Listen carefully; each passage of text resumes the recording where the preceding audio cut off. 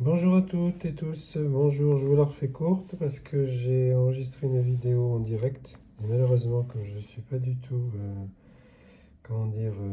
accoutumé à comment faire une vidéo sur YouTube, comment l'exporter de mon iPhone. La dernière vidéo était assez nulle sur le plan de la visibilité parce qu'elle est sortie en verticale. Je suis désolé, je fais d'autres essais. Là, j'ai fait une vidéo en direct, toujours sur l'affaire du petit Émile et particulièrement au début sur le questionnement par rapport au prêtre.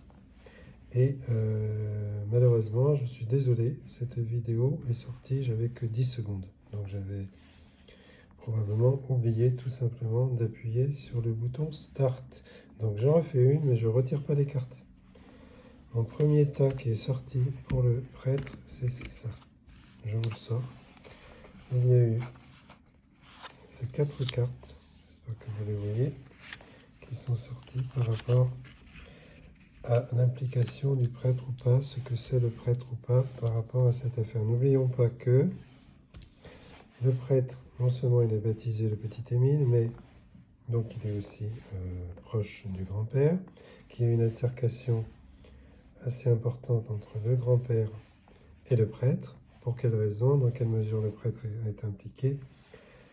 Voilà, ben nous allons essayer d'interpréter ces 4 cartes. La première carte qui est sortie, si je me souviens bien, c'est celle-ci, la carte d'abondance, mais sous le signe de Mercure. Mercure, c'est la communication. Et il y a eu des trésors qui ont été communiqués au prêtre. Des trésors, ça veut dire quoi? Ça veut dire que le prêtre a reçu probablement une personne en confession, tout simplement, je résume, qui lui a révélé des indications sur l'affaire, si ce n'est la totalité de l'affaire. Donc le prêtre, n'oublions pas qu'un prêtre a fait ses vœux de prêtrise. Dans ses vœux de prêtrise, il y a la confidentialité de la confession. Cela va expliquer certaines cartes que l'on va trouver, évidemment. Nous avons cette carte qui a été tirée aussi, qui montre une roue qui est bloquée dans un canyon. Ça veut dire tout simplement que la position du prêtre est complètement bloquée. Il ne peut pas aller de l'avant vers la progression de l'enquête. Ce serait quoi? Révéler ce qu'il sait. Mais il ne peut pas révéler ce qu'il sait à cause de ses vœux de prêtrise. Aller vers l'arrière, ça voudrait dire quoi? Garder tout ça pour lui. Mais apparemment, il ne peut pas garder tout ça pour lui. Ce prêtre se trouve dans une impasse intérieure qui peut-être l'a mené au suicide.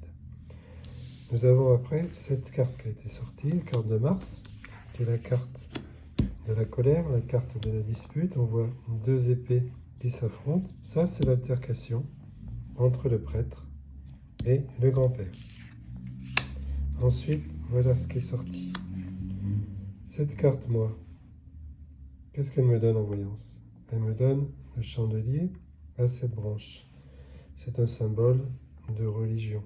C'est un symbole religieux. Encore, on a la communication avec Mercure.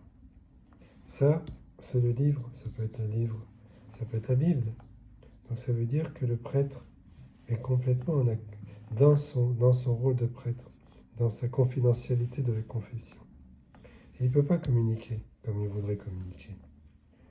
S'il veut rester en accord avec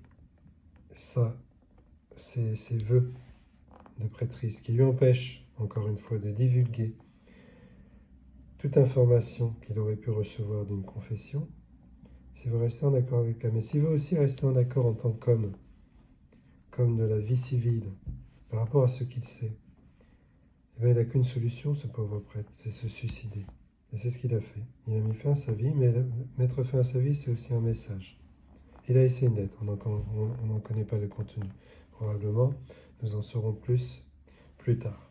Voilà, donc ça c'est les cartes que j'avais sorties par rapport au prêtre. Après j'ai sorti voilà, 5 cartes que j'ai sorties par rapport à l'affaire, par rapport à l'évolution de l'affaire, qu'est-ce qui va se passer. Donc je vous les sors comme ça, pêle-mêle. Là nous avons un couronnement d'affaires, c'est-à-dire qu'il va y avoir que l'affaire va être enfin élucidée. Ici nous avons un angelot qui souffle sur quoi? Donc il souffle sur des braises, mais ces braises c'est quoi? C'est une église. On est encore sur le prêtre. Est-ce que c'est les enquêteurs qui vont fouiller, qui vont souffler sur les braises des indications qui peuvent se trouver par rapport tout simplement au suicide du prêtre, par rapport à ses relations du prêtre, par rapport à la famille, mais aussi à la lettre du prêtre. C'est ça que ça nous montre. Ensuite, nous avons ceci. Donc, de l'aridité par rapport à l'affaire où on ne trouve pas de solution, il y a une nouvelle, il y a un nouveau départ. Et effectivement, il y a une nouvelle qui va surgir, une information qui va surgir. Et il y a une personne, là, nous avons une personne qui est dans sa tour d'ivoire, qui connaît. Alors c'est peut-être pas de prêtre, c'est encore une autre personne qui connaît, mais qui ne veut rien dire, elle est dans sa tour d'ivoire, et peut-être ce sera cette personne qui va communiquer quelque chose. Qu'est-ce qu'on a après comme carte? On a cette carte-ci. Là, nous retrouvons le petit crâne du petit Grégory avec ses dents. Souvent, on parle de ses dents qui ont été détachées du crâne, ce qui a pu expliquer le choc facial. Là, nous voyons que ce n'est qu'une question de temps. Nous avons un sablier. C'est Saturne, Saturne, c'est le maître du temps. Et là, nous avons un parchemin.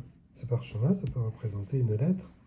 Moi, je vois une lettre de dénonciation faite par une personne qui ne peut pas non plus garder le secret, mais qui reste inconnue. Voilà. La nouvelle va parvenir aux enquêteurs. Les enquêteurs ont été très persévérants par rapport à cette affaire, puisque à cause de ça, il y a eu les gardes à vue et les prolongations des gardes à vue. Et je vois une couronnement d'affaires. Couronnement d'affaires, ce sera peut-être une nouvelle tout à fait inattendue, mais peut-être une résolution de l'affaire. Nous verrons ça au prochain numéro, la prochaine série. C'est comme une série télévisée.